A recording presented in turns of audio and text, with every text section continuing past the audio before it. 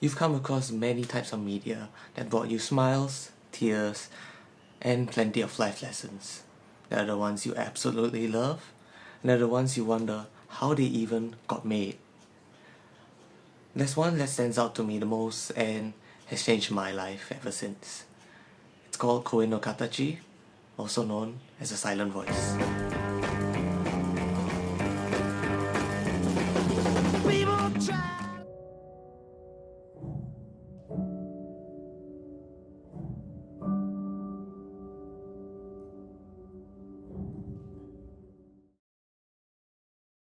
Now, before I get started, I want to say that I'll only be analyzing the movie and not the manga version. I'll also be skipping a lot of parts and possibly key points in the movie as well, while others will be generalized. If you haven't watched the movie, then by all means, please do. And obviously, spoiler warning as well. I remember watching this movie in 2017, a few months after I got my GCE O-level results, cementing my position in my polytechnic course. Heck, I still even have the movie ticket till now. This movie came out a few months prior to the ever-famous Your Name, so obviously I wanted to go see if it was going to be as good, if not better. But what is a silent voice? It's about a boy, Ishida Shouya, whom when he was younger, bullied a recently transferred girl, Nishimiya Shoko, who was made fun of for being deaf. When Shoko transferred out, Shouya was singled out, and thus alienated by his classmates and those he called friends. Many years later, he seeks out Shoko to redeem himself from his past regrets, and hopefully make amends. However, as the movie starts, we are only greeted with the current Ishida Shouya. We see him tearing up a calendar, crossing out each date, which is an important part we'll see later, and him getting rid of everything, compiling all the money into an envelope and passing it on to what we can assume is his mom. To anyone who sees this, it's clear what he was about to do. Now, when you consume any type of film, game, book, or whatever, you know that the opening is the single most important thing to entice your audience and make them want to watch it even more. That opening sequence of Shouya wanting to do his last wishes was only 2 minutes, less if you minus the opening copyright. That opening still sends chills to this day as I watch it. And when I left the cinema then, those sequence of events were the only thing on my mind. It was around this time that I started to realize I had some mental illnesses. My negativity and anxiety had been bothering me, but I never recognized it other than there was something wrong with me. I was still in a toxic relationship with someone I thought was a close friend, and I had just broken up with someone who cheated on me. My mental state was deteriorating. Watching that sequence opened something in me, and I felt scared. As I got home, I started to imagine myself doing those same events that Shouya did.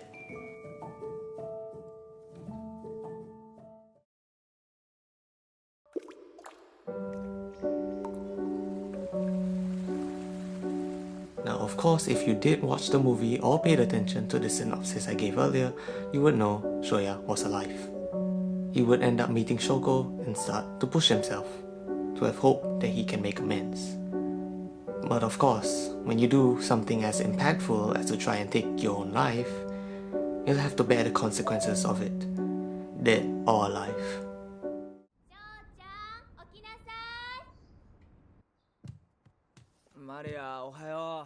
The scene where Shouya wakes up after meeting Shoko and goes to eat breakfast with his mom, you think nothing of it until his mom brings up the envelope, and immediately we are brought back to that beginning scene and you realize Shouya has a lot of explaining to do.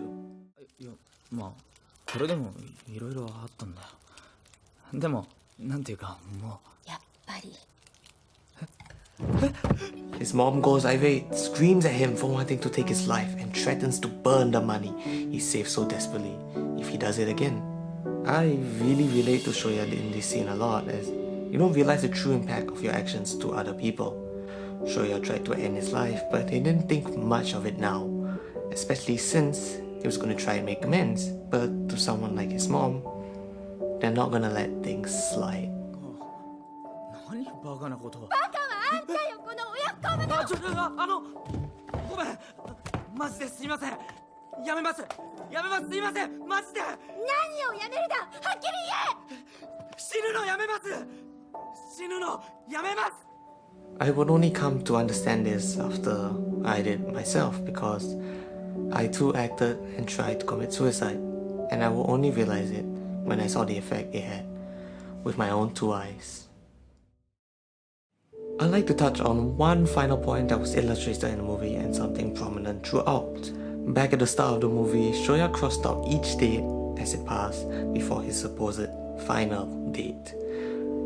And when Shouya realized he can't look anyone in the eye except for Shoko and his family, he covered his ears, shut himself away, and started crossing out everyone else, as though they were not important and something he wanted to be away from. Each cross to him was a mistake, something he just couldn't accept. Throughout the movie, the crosses come and go. Shouya starts making friends, and slowly he can start accepting more and more people in his life. And yet, when brought back to his past, the mistakes he made, those crosses come back and he starts retreating all over again. This is something I struggle with even till now. I'm the sort of person who doesn't make many friends, and I'm mainly by myself most of the time. It was as though I started crossing a lot of people out of my life too. And whenever my negativity and depression spiraled, I would cross out more and more people, until eventually there was no one left to cross out. Have you ever looked at a character and thought, I'm like that guy or that girl? To me, that was Ishida Shouya. I felt like as I watched the movie, I was only seeing myself go through this. Each event felt so familiar, even though it was so different. I could see the pain and hardships Shouya had to go through. And A Silent Voice does a remarkable job of showing a troubled youth not only come to terms with his mistakes, but does his damn hardest to make up for it. It shows how difficult that road is, how not everyone will agree with you, that no matter what you do, there will always be something or someone that just messes everything up. And throughout it all, you constantly blame yourself for all these mistakes. I can never see when this will all end. Shouya knows it isn't easy and hates the position he puts himself in. But deep down, he wants to try. He wants to try for his family, his younger self, for his newfound friends, for Shoko. And he's willing to put his life on the line to make it work, just so he can see the end of the tunnel. And I truly wish that someday I'll reach that same milestone that Shouya did.